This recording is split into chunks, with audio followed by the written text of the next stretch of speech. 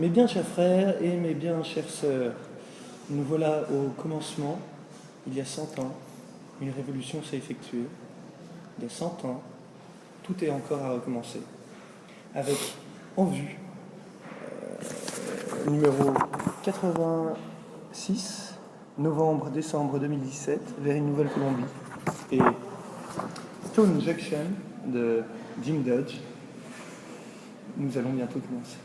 À vous, pour les autres. C'est bon, sympa. Attention. Samedi 14 novembre, 16h. Bibliothèque André Cj, Ricardo Gabriel Garcia Marquez, Rosamy Gabriel Garcia. En ouvrant sa cellule, le chercheur lui dit d'une voix pâteuse : « Tu sais c'est quoi ton problème, fiston ? T'as besoin d'un truc pour boucher ta petite gueule de cramouille. Alors maintenant, tu vas te mettre à genoux. » « Non !» gémit le môme. Mais l'intonation obsédante qui exprimait la négation avait disparu. Il implorait. « Non !» s'écria Volta. Il entendit 2 coups brefs de matraque et les cris vigoureux du môme se transformèrent en un gémissement indistinct. « J'ai dit à genoux, tronche à baise !» fit le sergent haletant. Quand Volta entendit le cœur du môme, il arracha le chiffon du miroir. En se volatilisant pour réapparaître rapidement dans la cellule du môme, il pourrait peut-être arrêter les dégâts. Mais encore fallait-il qu'il arrive à réapparaître. Les yeux qui fixaient les siens, farouches, tentateurs, le pressaient d'essayer.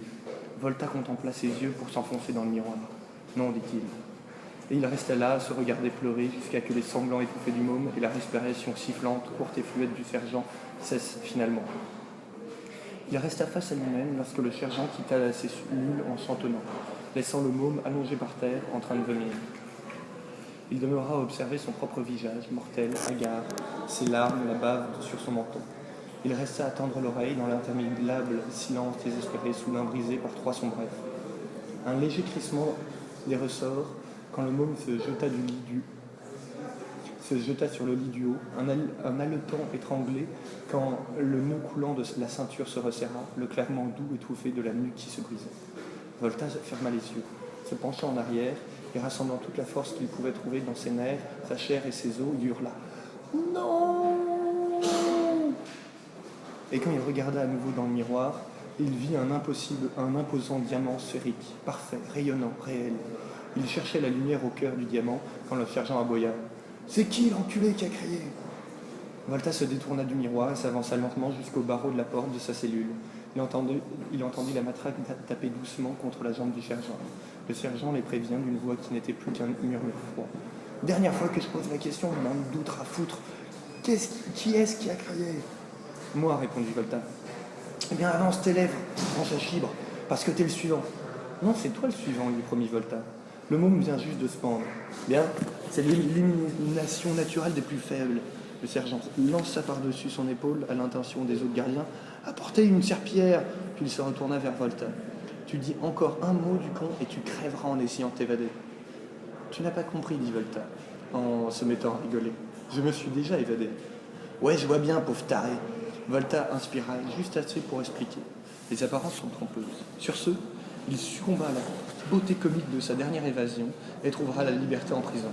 Il voulut partager son grand plaisir avec le diamant dans le miroir, mais le diamant avait disparu. Quelques heures plus tard, Volta était mis en liberté provisoire grâce à une caution payée par l'AMO. L'Alliance fournit également des avocats. Poétesse Annie Morvan, électrice Édouard Garcia Aguilera, journaliste et écrivain évoquent leurs souvenirs et de celui qui fut prix Nobel de littérature en 1982. Un grand voix de lettres colombienne, l'auteur de 700 ans et de solitude morte, en 2014, l'un des romans si les plus représentatifs de la littérature ipsaponophone du XXe siècle. Il a aussi marqué sa génération, activement politique et son travail de journaliste. Soirée musicale. Colombie, mardi 7 novembre, 19h, médiathèque Marguerite Duras.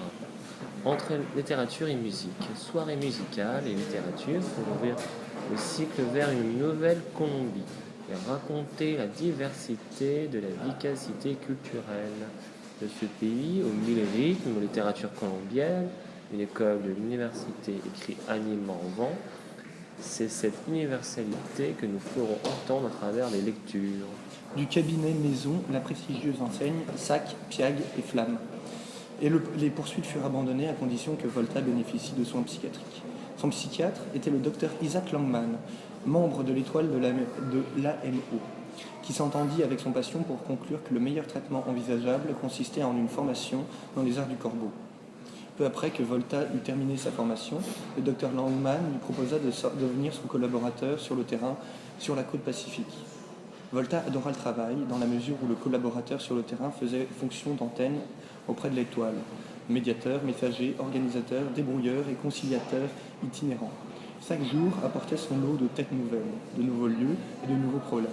Les gens avec lesquels il travaillait étaient impressionnés par la clarté d'esprit avec laquelle il appréhendait les diverses situations et l'impartialité des jugements qu'il rendait. Quand Isaac Langman prit sa retraite de l'étoile en 1963, il nomma Volta à sa place, remplissant sa fonction la plus importante, à savoir l'optimisation de l'adéquation entre les talents et les tâches. L'étoile approuva à l'unanimité la nomination de Volta, au premier tour du scrutin. À l'époque de l'explosion de Livermore, Volta était à la satisfaction générale, en poste depuis 17 ans.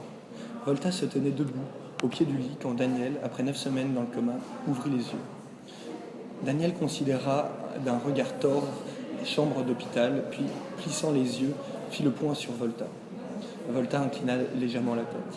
« Mon retour parmi nous, Daniel. » Daniel fut pris de tremblement en essayant de parler. Volta attendit. Quand Daniel échoua à nouveau, Volta annonça d'une voix douce. « Ta mère est morte. » Daniel leva les mains, comme pour masquer le visage, mais ses mains retombèrent mollement en travers de sa poitrine. Il ferma les yeux de toutes ses forces, mais ne put empêcher les larmes. « Je m'associe à ton chagrin, dit Volta. Je suis conscient du caractère dérisoire de mes condoléances dans une telle situation, mais je les présente néanmoins. » Daniel grogna, se contorsionna dans son lit, mais pour essayer de se redresser en position assise.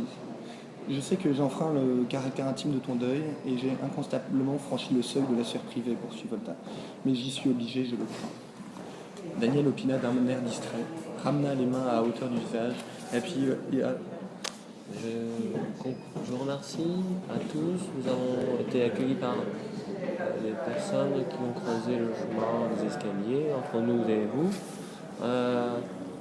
Alors on vous retrouvera sacrément vendredi soir, jeudi, où un chamaxon sera à vous diffusé. On vous retrouvera ou un lieu ou dans un endroit que vous attendrez, chuchotement parlant, en vous embrassant fort, sueur et liquide, juteux.